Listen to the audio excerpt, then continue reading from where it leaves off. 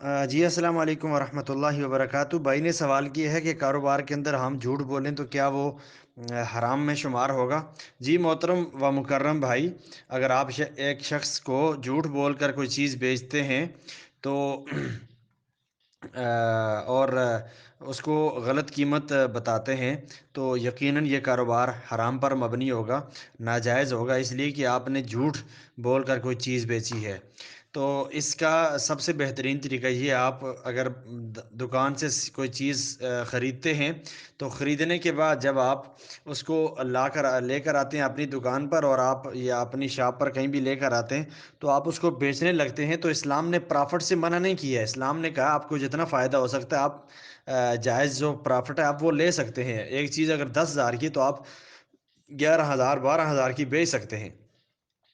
لیکن یہ ہے کہ اگر آپ یہ قسم کھا کر یا یہ کہہ کر بیچیں گے کہ بھائی یہ اللہ کی قسم، یا پھر اس طرح کہیں گے کہ یہ آئی ہی 12,000 کی ہے لہٰذا ہم 12,000 سے نیچے نہیں دے سکتے، تو یہ جھوٹ ہوگا۔ آپ کو کسی کو بتانے کی ضرورت ہی نہیں ہے، آپ جسٹ اتنا کہہ سکتے ہیں کہ بھائی یہ ہم اس سے کم نہیں دے سکتے، ہمیں نقصان ہو جاتا ہے۔ نقصان ایسے صورت میں ہو سکتا ہے، آپ نے ظاہر ہے دکان کا کرایہ دینا ہے، دیگر اخراجات ہیں وہ دینے ہیں، اپنا نظام زندگی چلانا ہے، تو یہ جھوٹ نہیں ہے۔ جھوٹ اس طرح ہوگا جس طرح آپ نے خود کہا ہے کہ ایک چیز 10,000 کی ہے اور آپ نے کہا یہ 12,000 کی ہے، یہ جھوٹ ہے۔ آپ کو یہ کہنے کی ضرورت نہیں ہے، آپ سے کوئی پوچھتا ہے بھائی یہ چیز کتنی کی، آپ یہ بتائیں گے بھائی یہ اتنے کی مل سکتی ہے آپ کو، وہ پوچھے بھائی سے ریٹ کم کریں، اگر آپ سمجھیں کہ آپ کو اس میں فائدہ ہو رہا ہے کچھ تو آپ دے سکتے ہیں، اگر آپ سمجھیں کہ یار فائدہ کم ہے، فائدہ بہت کم ہو رہا ہے اور نقصان کا اندیشہ ہے، تو آپ اس کو مہنگی کر کے دے دیں، لیکن بتانے کی ضرورت نہیں ہے کہ یہ اتنی کی لائی ہے۔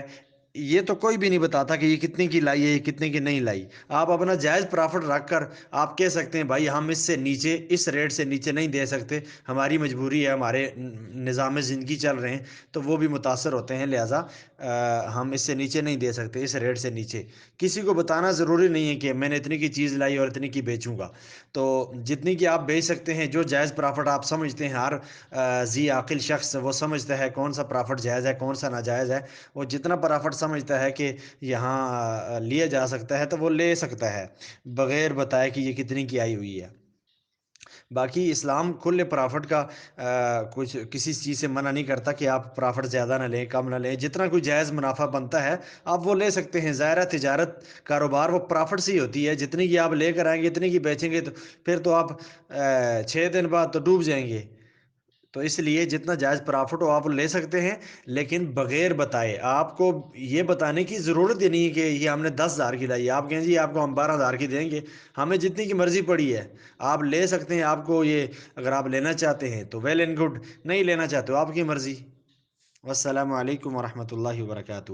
نبی صلی اللہ علیہ وسلم کا جو بھی طریقہ تھا، وہ اللہ کے نبی صلی اللہ علیہ وسلم، آپ کے صحابہ کے نام تجارت کرتے تھے۔ عثمان غنی بہت بڑے مدینہ کے تاجر تھے، تو وہ تجارت کرتے تھے، ظاہرہ تجارت پرافٹ سے چلتی ہے، تو آپ پرافٹ لے سکتے ہیں بغیر جھوٹ بولے۔